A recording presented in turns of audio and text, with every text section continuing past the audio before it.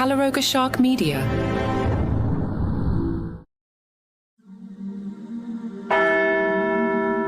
Pope Francis will be laid to rest Saturday in a funeral that reflects his vision of a simpler papacy, though the ceremony will still maintain much of the grandeur associated with papal funerals.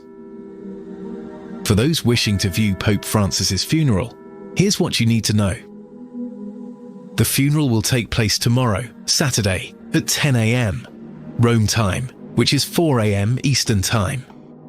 The ceremony will be held in St. Peter's Square at the Vatican. For viewers in the United States, major networks including NBC, CBS, CNN, and ABC are all planning to broadcast the event, as are websites including the New York Times. The Vatican's own news channel on YouTube will also provide a live stream, as it has been doing for the preceding rites. International viewers have several options. In Canada, CBC Television and CTV are expected to carry the service. British viewers can watch on Sky News and the BBC. Brazilian coverage will be available on Globo News and CNN Brazil, while Spanish viewers can tune in to Televisión Española's news channel 24 Horas. Pope Francis's funeral will take place in front of St. Peter's Basilica, with the Mass presided over by Cardinal Giovanni Battista Re, the Dean of the College of Cardinals. The ceremony will follow centuries-old traditions, but with modifications introduced by Pope Francis himself last year, reflecting his desire for a more modest and humble service. These changes include the use of only one wooden coffin, instead of the traditional 3. The Mass will be a solemn Catholic service, with prayers and Bible readings in multiple languages, reflecting the universal nature of the Church.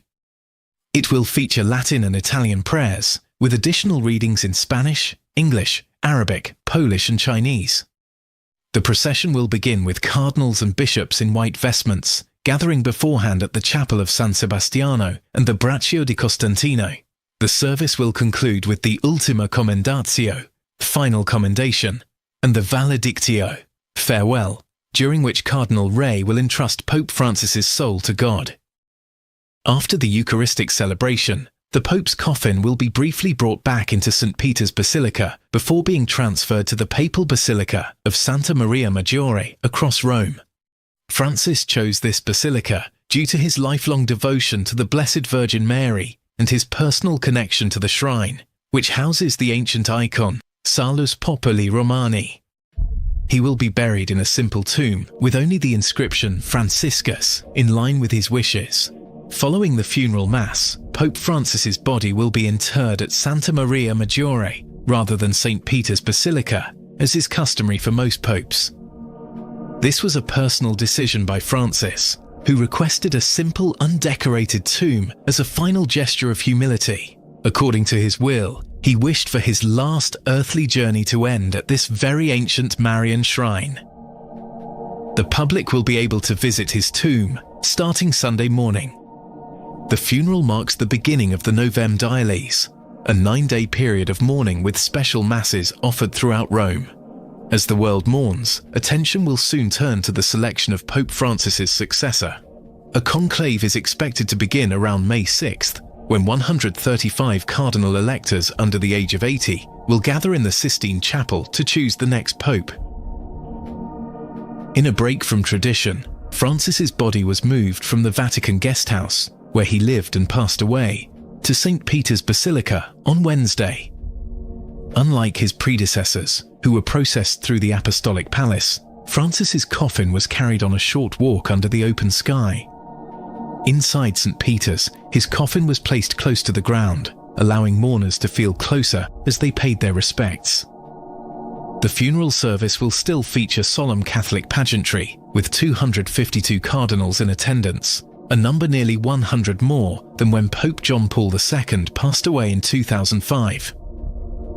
Despite these simplifications, including the participation of all clergy in the Mass, Francis's funeral will remain a major global event with numerous heads of state, monarchs and dignitaries in attendance. The service will be accompanied by Latin prayers, incense, hymns, and Gregorian chants.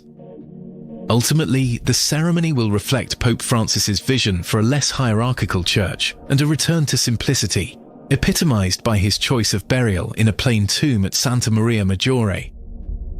Much like his namesake, St. Francis of Assisi, with 170 international delegations converging on the Vatican for Saturday's funeral of Pope Francis, delicate diplomatic protocols are in place to navigate potentially tense encounters among world leaders. Following Vatican tradition, most delegations will be seated alphabetically, but using French language order, a system designed to prevent awkward diplomatic confrontations during this solemn occasion. This arrangement means US President Donald Trump won't be seated near Ukrainian President Volodymyr Zelensky, whose recent White House visit resulted in significant tension. Instead, the American delegation, listed under États Unis in French, will likely be positioned between delegations from Eswatini and Ethiopia, and not far from France. There are exceptions to the alphabetical seating. Representatives from Italy and Argentina, Pope Francis's native country, will occupy front row positions. The Italian delegation, the largest from any single nation with approximately 70 members, will include President Sergio Mattarella, Prime Minister Giorgia Meloni, and several other top officials.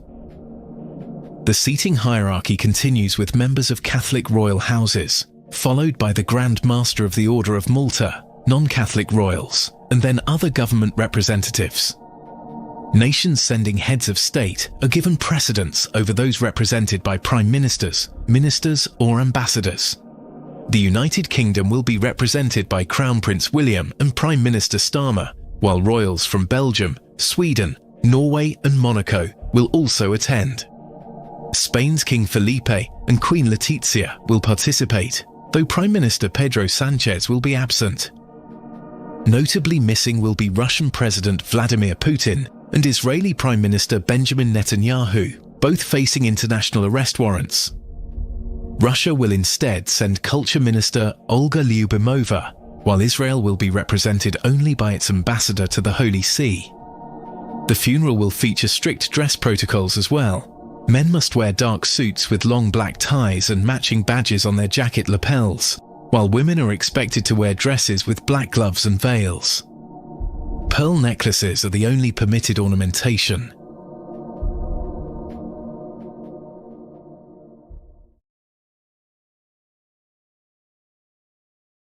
On Friday, all mobile phones in the vicinity of the Vatican received an emergency message from authorities. The message warned that access to St. Peter's Square will be shut from 1700 local time today. The Pope is lying in state until the funeral on Saturday morning, but public access to the queue to see him will end this evening at 1800 local time. Extra security measures are in place in and around the Vatican ahead of Saturday's funeral, when dozens of heads of state will be in town. Mounted police, sniffer dogs, heavily armed soldiers, and Air Force members with handheld jammer guns for drone protection are visible throughout the area. Despite the security presence, the atmosphere remains relaxed. Many visitors are taking photos with police or asking for directions as they make their way to St. Peter's Basilica to file past the Pope's coffin. The Vatican reports that many of the cardinals who will be eligible to vote for a new pope have not yet arrived in Italy. Inside the piazza, preparations are well underway for tomorrow's ceremony. Hundreds of chairs have been arranged in neat rows, with red benches placed near the marble staircase and platform just outside the basilica doors.